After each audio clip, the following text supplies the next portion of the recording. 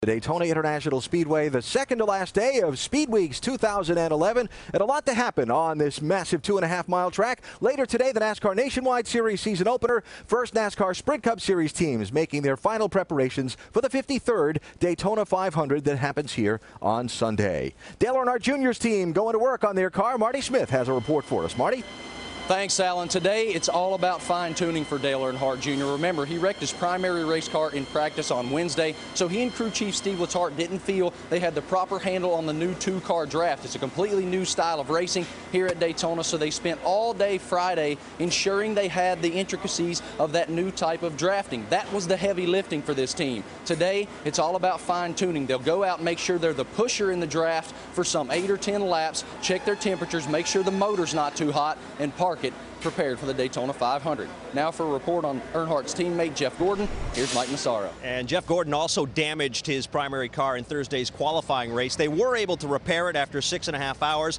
Got a little bit of practice as well yesterday afternoon. When they came off the racetrack, crew chief Alan Gustafson extremely confident in the race car, so much that they do not plan, as of right now, to practice at all today. That is, however, subject to change. They're going to consult with some engineers and other team members to decide if that is the right course of action, but right now they feel like their time today is better served re-decaling that car, making it look good for Sunday, Alan. Mike, thanks. And inside the ESPN pit studio, Alan Bestwick with Rusty Wallace, Ricky Craven, and Brad Doherty. Final practice before the biggest race of the season. Sounds like a lot of different agendas. There are a lot of different agendas. Some need the practice and some don't need the practice out there. This is a day you got to be very, very careful. You've been here all week. Your car's running good or it's not running good. But for me, it was final tune-up. Get everything system checked. Make sure the engine's right. Make sure all the driveline is correct. And just make sure that car is ready for the 53rd run of the Daytona 500. Very important day, but don't take any chances. Yeah, it is a very important day, but not so much about drafting. Listen, if you haven't figured out the technique for drafting and tomorrow's the 500, you're in big trouble. Today is about the racetrack. Why? Because they had a truck race last night. There's oil, fluids that got put on the racetrack. You have to understand what that did to the surface and how you're going to approach the beginning of the 500. Fine-tuning, as Rusty said, make sure you have no oil leaks, water leaks, and button it up. That's right. Get a plug check. Make sure she's trimmed out and ready to go racing.